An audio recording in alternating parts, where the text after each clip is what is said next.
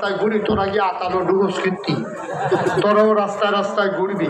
তো মুরগিরা চিন্তা করলো কথা তো ঠিক, শিয়াল যদি রাস্তায় রাস্তায় ঘুরতে পারে তা আমরা পারি না। এখন মুরগিরা সবাই মিলে মিছিল বের করছে, মুরগির স্বাধীনতা চাই, আমরা খোয়ারের ভিতরে আবদ্ধ থাকতে চাই না, আমরা রাজপথে ঘুরতে চাই। এখন শিয়াল বগল দাবা করতে আছে, বগল বাজাইতে আছে, এই তো কারবার করতে গেছে। এখন মুরগি যদি সন্ধ্যার পরে ওই খোয়ারের ভিতরে না যায়, এটা কি মুরগির লাভ না শিয়ালের লাভ? কথা এই তো বুঝে গেছেন মাশাআল্লাহ। শিক্ষিত মানুষ তো সবাই দেখি, হ্যাঁ সচেতন মানুষের কাছে ওয়াজ করে মজা আছে, মারহাবা বলবেন না? শিয়ালে বুদ্ধি দিছে মুরগিরে, সময় তোমরা জীবনও ঘরের ভিতরে ঢুকবা না, সবসময় বাইরে বাইরে ঘুরবা। তো মুরগি তো মনে করছে আমার পক্ষে, এটা কি আসলে পক্ষে না বিপক্ষে? তো মুরগি স্বাধীনতার স্বাদ পাইয়া মিছিল যখন বাইর করছে, এখন শিয়াল সব মুসকি মুসকি হাসে।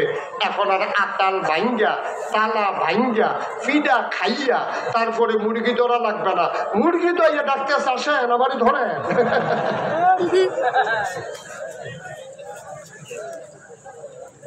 ঠিক কিনা কন? এখন শিয়াল মুরগির পক্ষে যখন বিবৃতি দেয়, তখন বুঝতে হবে কুসকুস কালা হয়। ঠিক কিনা কন? এই বাংলাদেশের বুদ্ধিজীবী নামের কলঙ্ক, সুশীলের নামের কলঙ্ক, আধুনিকতার নাম দিয়া যারা আমার মেয়েদের পক্ষে বিবৃতি দিয়া আমার মেয়েদেরকে পর্দা ছাড়া করতে চায়, তারা আমার মেয়েকে ভোগ করতে চায়। ঠিক কিনা বলো? তারা আমার মেয়েদেরকে স্বাধীনতার নামে, তারা আমার মেয়েদেরকে দুনিয়ার সর্বশেষ তার সর্বোচ্চ সম্মানটুকু তারা কেড়ে নিতে চায়।